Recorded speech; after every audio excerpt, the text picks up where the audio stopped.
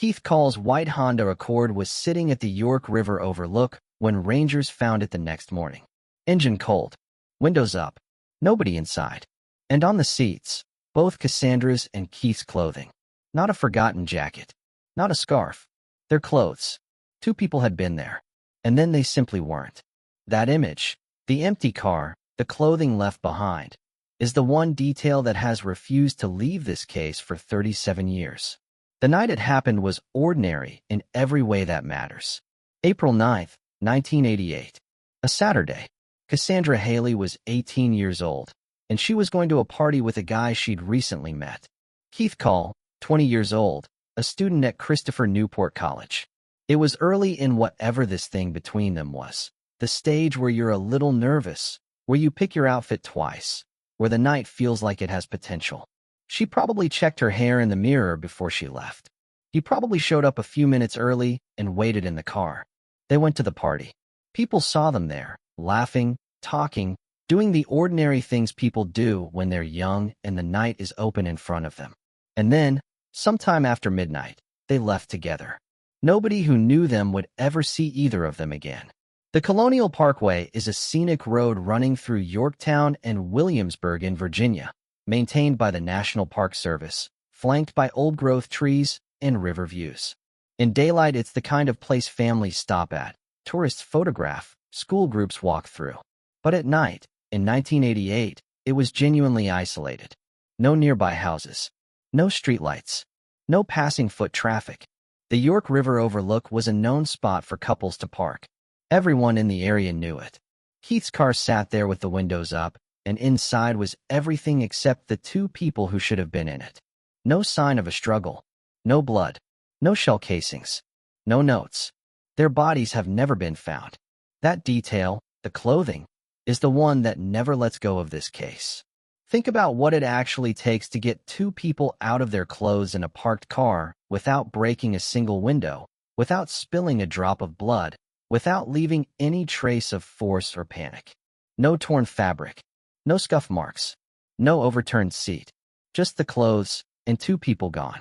The car itself showed no obvious violence. No shattered glass. No blood on the seats. Whatever happened that night, it happened without the chaos that violence almost always leaves behind. And that absence of chaos is somehow more disturbing than any wreckage could have been. Investigators searched the surrounding area immediately. They went through the woods that press up close to the parkway on both sides. They searched the York River, which is cold and wide and moves steadily toward the Chesapeake Bay. They found nothing. In 1988, there was no rapid DNA processing, no cell phone tower data, no digital trail of any kind. If Keith and Cassandra went into that river, they may never have surfaced in a recoverable state. But that is a theory. And in this case, theories are all anyone has ever had. What investigators didn't know yet, what nobody had fully connected, was that Keith and Cassandra weren't the first people to vanish from this road. 11 months earlier, in May of 1987, two other young people had disappeared from this same stretch under circumstances that looked almost identical. David Nobbling was 20 years old. Robin Edwards was 14. They had ended up at a Colonial Parkway pullout called Ragged Island. David's truck was found there, parked at the water's edge, engine cold. His shoes were inside.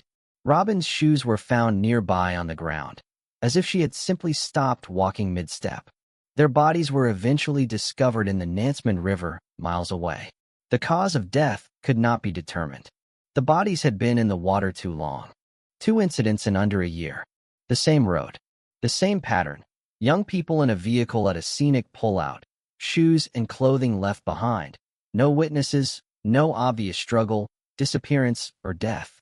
Because the FBI has jurisdiction over national parkland, they started noticing patterns that local police, working in their own separate counties, were missing entirely.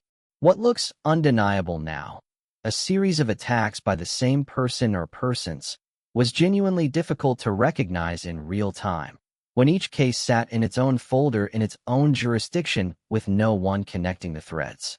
And then it got worse. 2 bodies were found in a car submerged in Halfway Creek.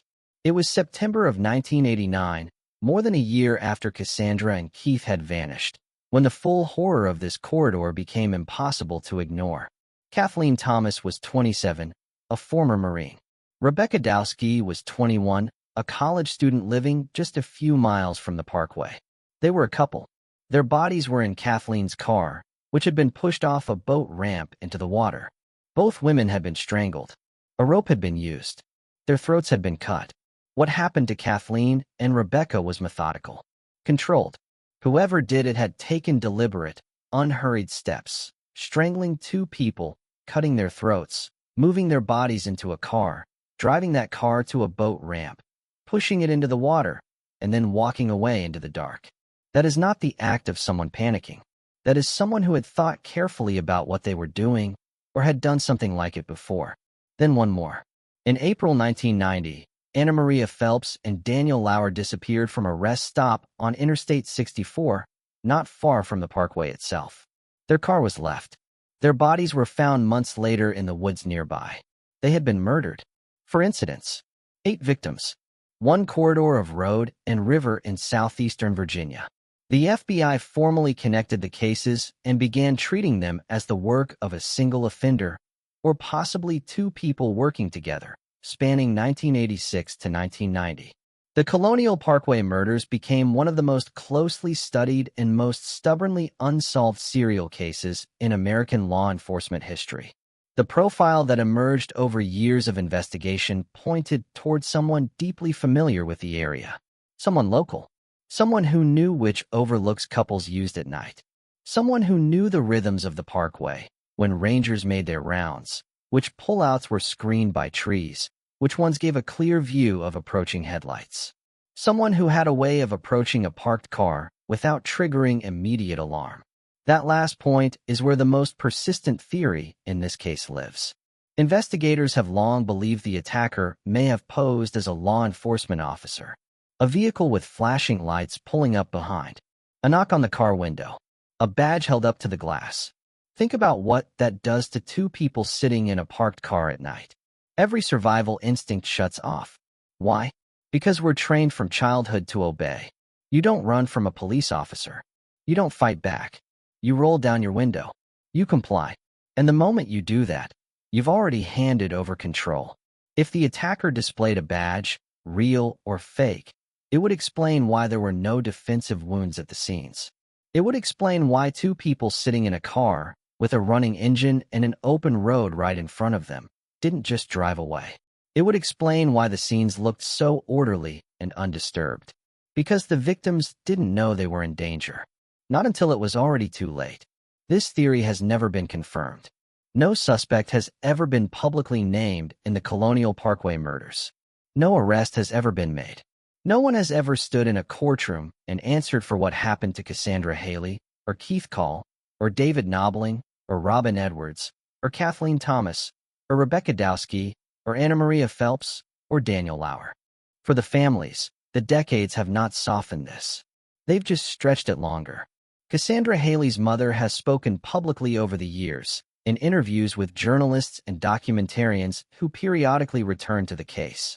She describes what it means to grieve without confirmation, to hold a space open for a person who may technically still be alive somewhere, even as every rational part of you has long since understood that she isn't. The families of the missing don't get to grieve the way other families do. They can't close the chapter because the chapter never ended. They can't stop wondering because wondering is the only thing left to do. That not knowing doesn't stay in the background. It follows you to the grocery store. It's there when you wake up at 3 in the morning. It sits at the dinner table every night, in the empty chair, for 37 years. Keith Call's family has lived with the same absence. Keith was 20 years old. He was in college. He had an ordinary future ahead of him, classes and jobs and relationships, and all the unremarkable things that quietly build a life. And then one Saturday night, all of that stopped. Not gradually, not with any warning. It just stopped. His family woke up the next morning to a silence that has never fully lifted. The specific, suffocating silence of waiting for someone who is never going to come through the door. The FBI's cold case unit has revisited these files repeatedly over the decades. In 2010, The Bureau released a public statement confirming the cases remained active and that investigators still believe they were solvable. There have been rumors over the years of persons of interest, names that circulated in true crime communities without ever appearing in an official charging document. But here is where this case changed, significantly, in 2024. Using forensic genealogy, the FBI and Virginia State Police identified Alan W. Wilmer Sr. as the suspect responsible for the murders of David Knobling and Robin Edwards. Wilmer had died in 2017, meaning he will never face trial, never be confronted, never be made to answer for what he did. But his identification confirmed something investigators had suspected for decades, that the Knobling and Edwards murders were connected to this same corridor, this same hunting ground, this same pattern of a predator who knew exactly where to find people alone at night. The process that cracked the case is simple but devastating to cold case killers. You take crime scene DNA, upload it to genealogical databases, the same ones people use to find their distant cousins, and then map the suspect's relatives until the branches of the family tree lead straight to a name. It identified the Golden State Killer after decades of dead ends. It has since cracked cases cold for 30, 40, 50 years. And in 2024, it worked here too. What that means for Cassandra and Keith's case is both hopeful and painful. Hopeful, because investigators now have a confirmed suspect profile connected to this exact stretch of road. Painful, because Cassandra and Keith's case left behind the least physical evidence of any in the series. No bodies, no blood at the scene, just a car, some clothing, and a river that never gave anything back. Whether their case can be definitively connected to Wilmer, or whether a second offender worked this same corridor, remains an open question that law enforcement has not publicly resolved. The Colonial Parkway runs through ground that has been significant for 400 years. Jamestown in 1607, where the first permanent English settlement in America took hold against every odd. Yorktown in 1781, where the Revolutionary War effectively came to its end. And Williamsburg, preserved as a living museum of a world that no longer exists.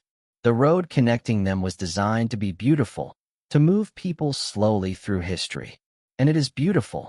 On a clear October morning when the leaves are turning and mist sits low on the York River, it is genuinely, uncomplicatedly beautiful. And it is also the place where 8 people were taken over 4 years, where accountability has finally arrived for some of them, and still not for others. Whoever attacked Cassandra and Keith, if it wasn't Wilmer, would be older now. If they were 30 in 1988, they're in their late 60s today. If they were 40, they may already be gone. The window for justice is still open, but it has been narrowing for 37 years, and it won't stay open forever. Cassandra Hailey was 18 years old. She got into a car with a boy she liked on a Saturday night in spring, and somewhere between the party they left and the morning that empty Honda was found, she was taken out of the world. Not as a metaphor, literally removed, in a way that her family has never been able to confirm or process or leave behind, because you can't leave behind what you were never given an ending to. That's what this case is, underneath everything else. Not a puzzle, not a cold case file waiting for the right investigator. It's a person, a young woman with a name and a face, and a mother who is still alive and still waiting. It's Keith Call, who was 20 years old and never got the chance to find out who he was going to become. It's 2 families who have spent nearly 4 decades carrying a question that should have been answered a long time ago. Somewhere, that answer exists. It may be sitting in a DNA database waiting to be cross-referenced with the right sample. Maybe it's locked inside evidence that hasn't been retested yet with current technology, evidence sitting in a box in a dark storage facility, patient and silent. Or maybe someone is still alive out there who drove that parkway at night, who watched those overlooks, who came home and said nothing and has said nothing ever since. Any one of those threads could finally bring this to an end. The case is still open. The science is better than it has ever been. And the families are still waiting.